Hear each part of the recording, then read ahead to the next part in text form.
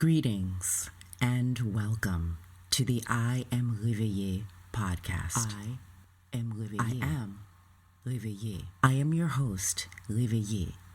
And Réveillé is a Haitian Creole word that means awakening. So welcome, and let's get started.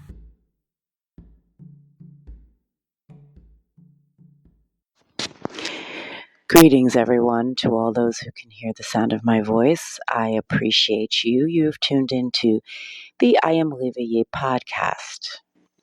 I am Réveillé. Réveillé is a Haitian Creole word that means to awaken.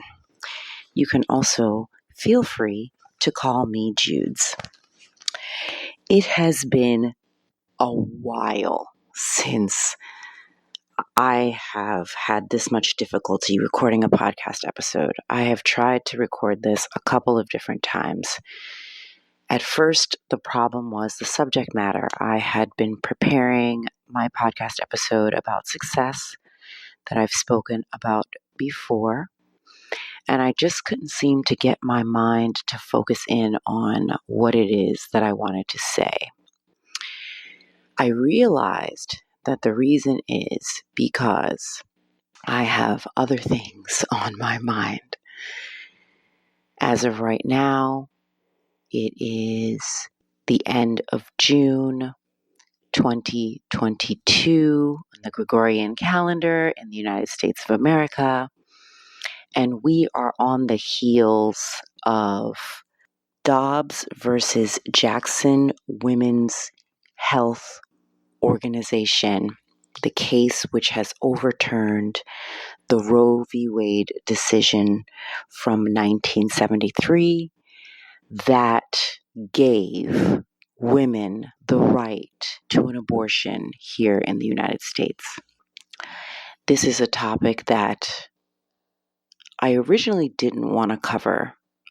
It's a volatile one, and people are spread on the spectrum of how they feel about this particular case and these particular sets of rights. And I understand it. It is a very triggering subject. Everyone has different opinions and emotions and angles with which they come to this particular set of issues. However, it has been so deep on my mind, and I do consider myself a spiritual topic podcast. So this one had to be tackled. Now, I want to start this podcast episode by saying I believe in bodily autonomy. I believe that as human beings, that as Homo sapiens, we come here to this realm with a certain set of inalienable rights, not conferred to us by anything but God. And those rights include the right to govern ourselves and our bodies. I'm going to put it right out there at the beginning, because if you choose to sit and listen to the rest of this podcast episode, it's going to be hard to tell where I fall. I fall on the side of bodily autonomy. However, there are some very important issues here that I think a lot of people are not considering, that are important to consider, that as human beings that are actually spiritual beings in a human experience, we must consider. Okay, now that I've gotten that out of the way, we will continue. First of all, Roe v. Wade, which was decided in January 1973, which gave women the right to an abortion here in the United States, was a sham decision. I'm just going to put that right out there on Front Street. The decision in Roe v. Wade basically was conferred upon women because they said that the 14th Amendment to the United States Constitution gives a right to privacy, Abortion is private, and therefore abortion should be included in the right to privacy that is enumerated in the 14th Amendment. There is nothing in the United States Constitution in its present iteration right now in 2022 that speaks directly to abortion. I will say it again. There is nothing in the United States Constitution as it stands in 2022 that speaks directly to abortion. Now, when we are thinking about this country that we live in or that we know about, I'm not sure if everybody who listens to this podcast is from here, but when we think about this country, it is important to remember that we have three branches of government. We have a legislative branch, which is Congress. Okay, it's called Congress. And there are two parts to Congress. There's a House of Representatives and there's the Senate. Those two bodies are tasked with coming together and writing the laws that are in place here in this country. Then we have an executive branch, which is the president. Okay? The president carries out the laws that are set by Congress. And then we have the judicial branch, which is the entire court system of the United States, including the Supreme Court, which evaluates or interprets the laws as they stand. They use existing laws, including the Constitution, and past case law to decide what the laws mean when they come up in court. The fact that in 2022, we are in a state where we wait with bated breath for each session of the United States Supreme Court so that we can figure out what the laws are speaks to the incompetency of the government that is in place here. Again, the judicial branch, including the United States Supreme Court, does not create law. They merely interpret law, and they interpret law where it is confusing and where it comes up in litigation and in court. I hold that many of the senators and the representatives in Congress are actually attorneys, and they are well aware of the flimsy premise with which Roe versus Wade was decided back in 1973. They have had since 1973 up until today to put something on the federal books about this issue, and they have not. Whether it was because they could not, because they did not have a majority on this particular issue, or they just failed to do so, I do not know. I must be honest, I do not follow the legislative branch very closely at all. Okay? That's a whole nother podcast we might get into one day. Please recognize that it is not the job of the Supreme Court to do this. They are merely interpreting what's there.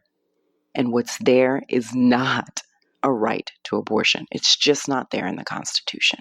That being said, we have the right as human beings to govern ourselves. And in my opinion, that includes whether or not we choose to carry children in our bodies as women. That is just how I feel. However, from a spiritual perspective, we are in a conundrum. We have a problem here. After the decision came down on Friday, and everyone has been in turmoil. Everyone's emotions have been up and down. People think it's right. People think it's wrong. Some people are rejoicing. Some people are upset, scared, freaking out. I understand all of it. There is a young lady that I listen to on Instagram. Her name is Nicole Ray, and her Instagram handle is official Nicole Ray. I will put it down in the show notes, but just so that you know, Nicole is spelled Nikhol, and Ray is Rei, no space, okay? So it's official Nicole Ray on Instagram. She did a live for over 2 hours, a stunningly brilliant live, where she spoke directly to Roe versus Wade and her recent decision not to abort the child that she is currently carrying in her womb. It was a stunning, stunning live. And if you do have the chance to listen to it, I do recommend that you do. The level of specificity with which she speaks is unmatched. And she is speaking from very personal experience and can bring to life some of these issues in a way that I cannot. As of right now, I have not carried children. I have not been pregnant. So this is a subject that I'm speaking on as a woman, but is not a subject that I'm speaking on from experience. And we're going to put that right out there as well. In Nicole's live, she spoke to her experience of considering whether or not to abort the baby. She considered going to a clinic, was uncomfortable with that, ended up going to an herbalist. Now, if any of you know me, you know that I am a budding herbalist, meaning that I study herbalism. Okay, so this is a subject that is near and dear to my heart. She approached an herbalist about having an herbal abortion. When she spoke to the herbalist said to her, "How would you like to birth?" And she replied, "What are you talking about? I don't want to birth. I want to abort. I want to get rid of this baby." And the herbalist let her know that it was still birth. And for her, considering that, it connected all of the dots and put her mentally and emotionally in a different place than she had approached the idea of abortion. Her telling that story was very, very important for all of us to understand and hear. Now, let's back up a little bit and let's talk a little bit about karma.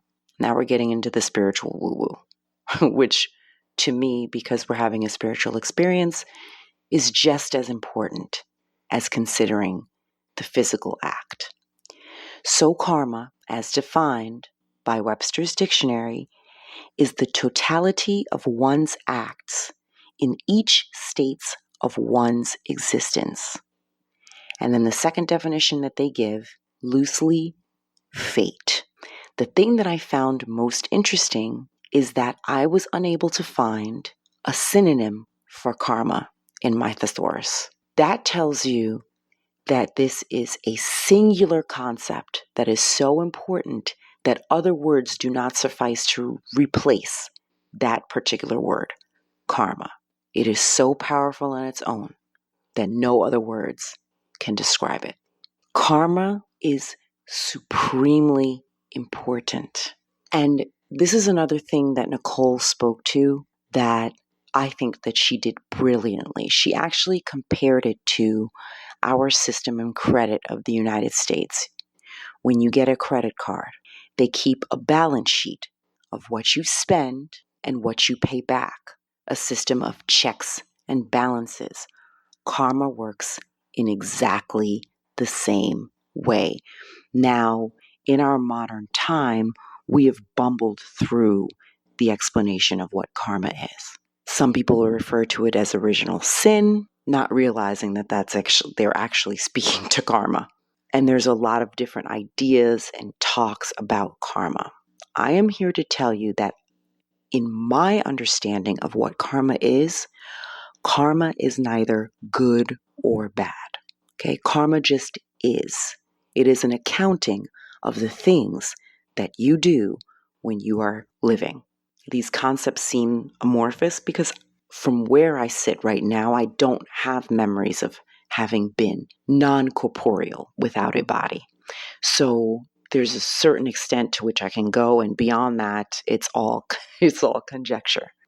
When we talk about karma, we talk about this system of checks and balances.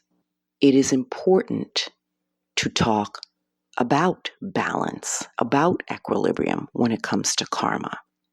And right now, Human beings, Homo sapiens, upon this earth are in dire straits because we have ignored our system of checks and balances, our spiritual system of checks and balances. We ignore karma all the time.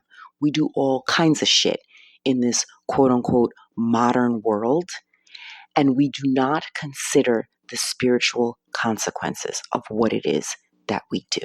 Moving a little bit further along, let's talk a little bit about consent. The definition of consent from the Black's Law Dictionary, which is the dictionary that is used by attorneys here in this country. I'm not sure if any other countries use it, probably not.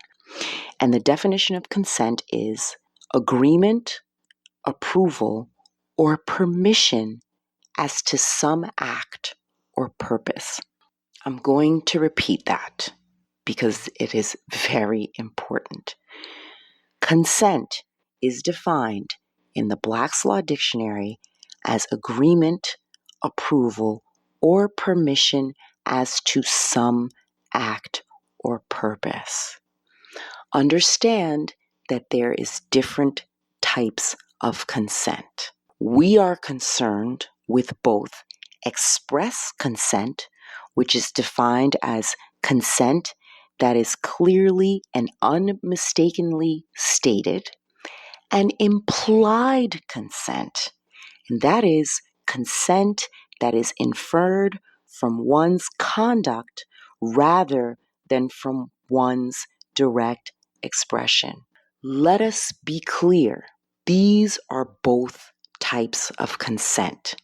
And this is one of the reasons why the conversation about rape is so fraught with nuance, because there are two types of consent. Now, I have seen a movement in recent times to have all consent be express consent, which is consent that is clearly and unmistakably stated. However, implied consent still exists, and it is still recognized as a form of consent. What does that mean?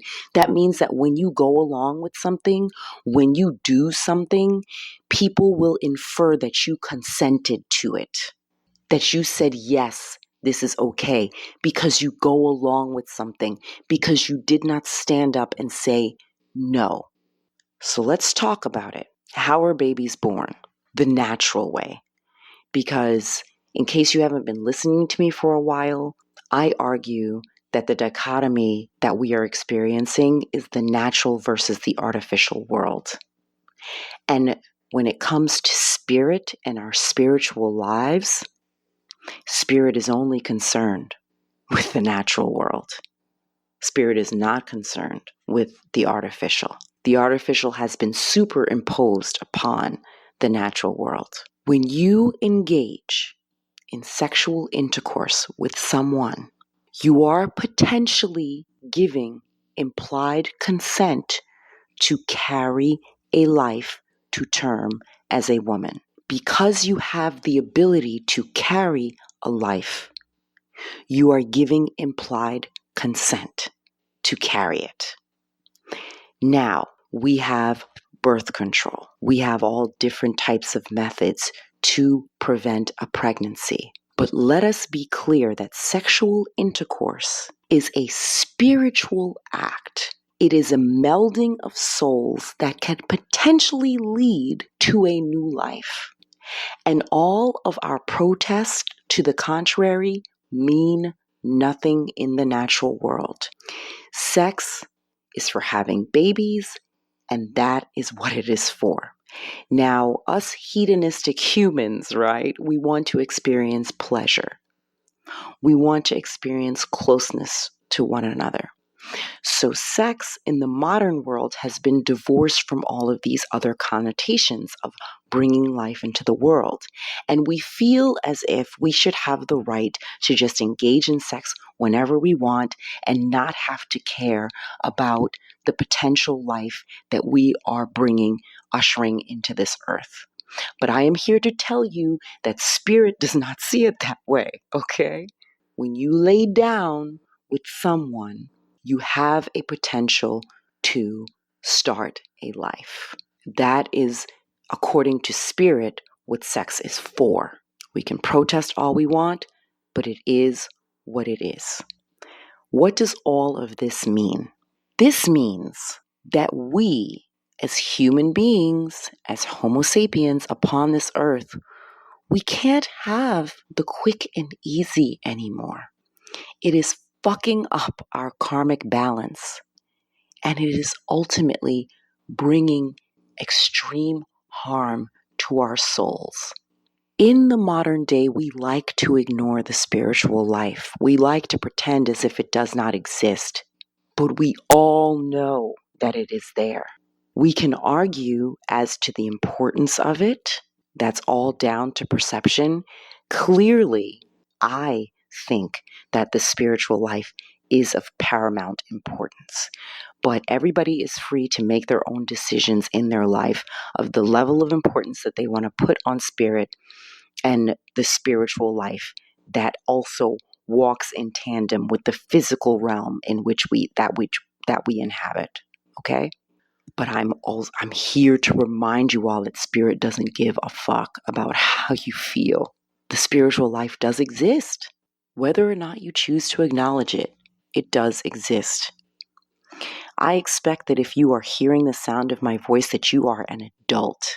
When we get up and go to a sterilized abortion clinic and allow them to use a vacuum to suck out the life that we have implicitly consented to carrying through the act of sexual intercourse itself, we have now put our karma out of balance.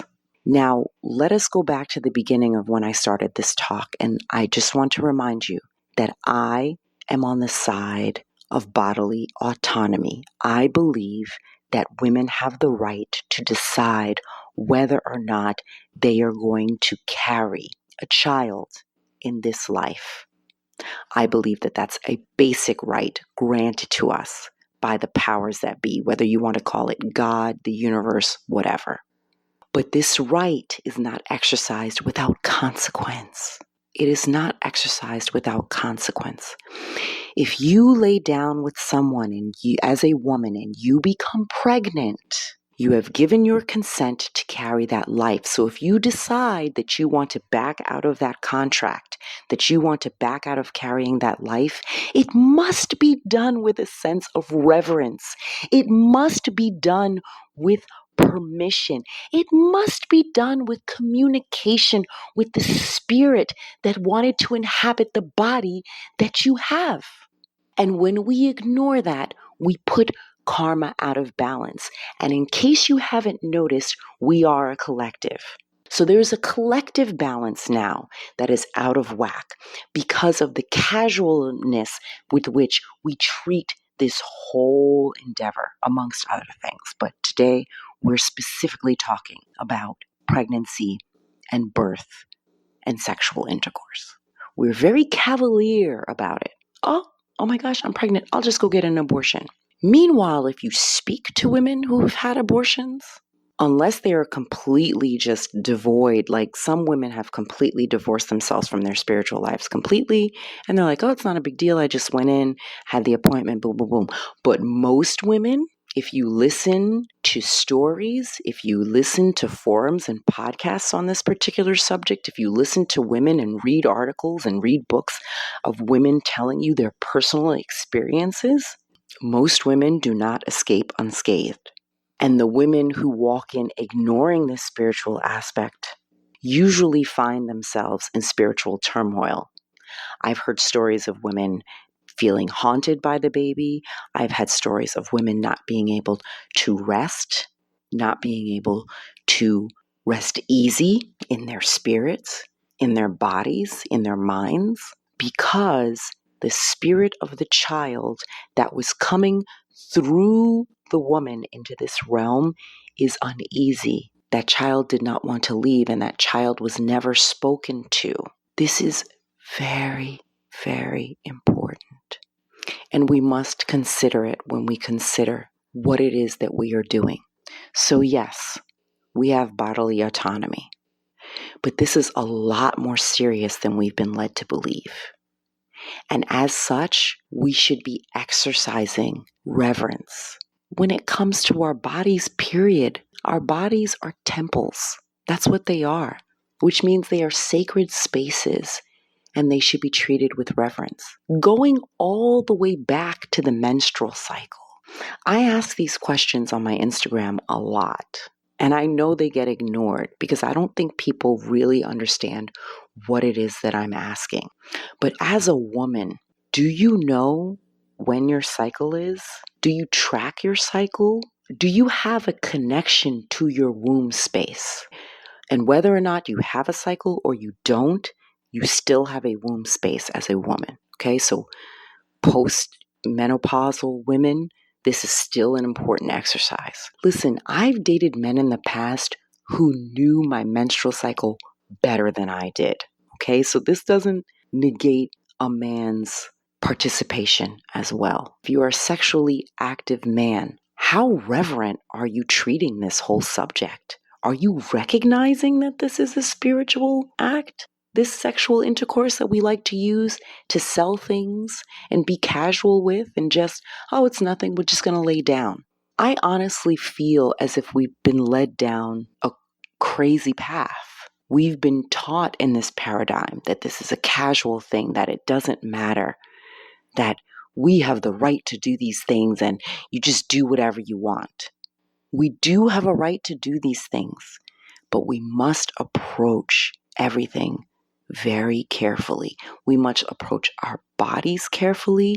We must approach sexual intercourse carefully. And we must approach the idea of potentially carrying life very carefully. So, what is my suggestion? My suggestion here is to recognize what has happened here. It is not that the ability to have an abortion has been taken away. It is that the ability to walk into a sterile clinic and have the abortion terminated in that particular way has been taken away. And it hasn't actually been taken away. Just to be clear, if there is an assault of some sort, if there is harm to the mother, that's still in place. You can still get an abortion for that. And what the Supreme Court did was, in lieu of Congress, which hasn't stepped in, right, and made the laws that they were supposed to make, they have turned it over to the individual states to legislate whether or not each state will participate in this exercise of abortion. So, what am I saying? I'm saying that if you happen to get pregnant and you do not want to carry that baby, you need to find ways to be reverent about the process.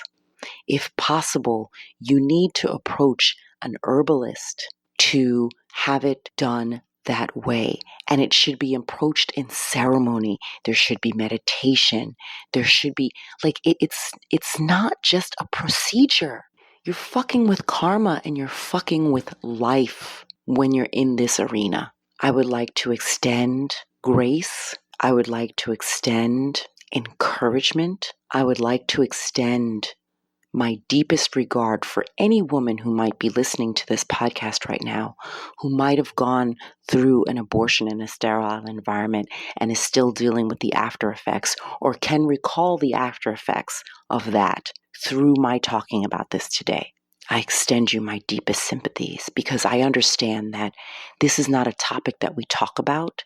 And so it's very, very easy to get caught up and not treat it with the reverence that it needs to be treated, and therefore find yourself on the other end being haunted, being in a position where you are not comfortable, you are not able to rest within your body, and not understanding why.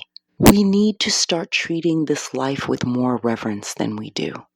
This modern society with the sterilization and bleach and there's no smells and the grass is covered in chemicals and cut down every so often and the trees are manicured and the bushes are cut into perfect shapes can fool us sometimes. Living in this realm, especially if you still live connected to the artificial realm, leaves us semi-connected and not understanding a lot of different topics. But this is important, you guys. This is really important for us to sit down and really consider and think about. And this is, even though there's a collective karma, there's also an individual karma, and you have the right to make your own decisions in this life. But these are decisions, and they're decisions that need to not be taken lightly. They are decisions that deserve time, deserve reverence, deserve meditation. They might even deserve ritual. Even if you choose to go the route of a plant ally, you cannot just pick up a plant and grind it up and make it into tea and drink it down. That process needs to be treated in ritual and with reverence. That plant is a consciousness in and of itself, even though we don't like to think that it is. And it must be communicated with. It is better to have a relationship with the plant already before using it for these purposes, because plants have a consciousness. Gone are the days where we can just flippantly walk around and do whatever the fuck and not think about consequences. We have the rights, but the rights come with consequences. And you have a karmic balance sheet, and you need to make sure that your shit is in equilibrium. Please. Because we have ignored this for far too long, and now we are in dire straits.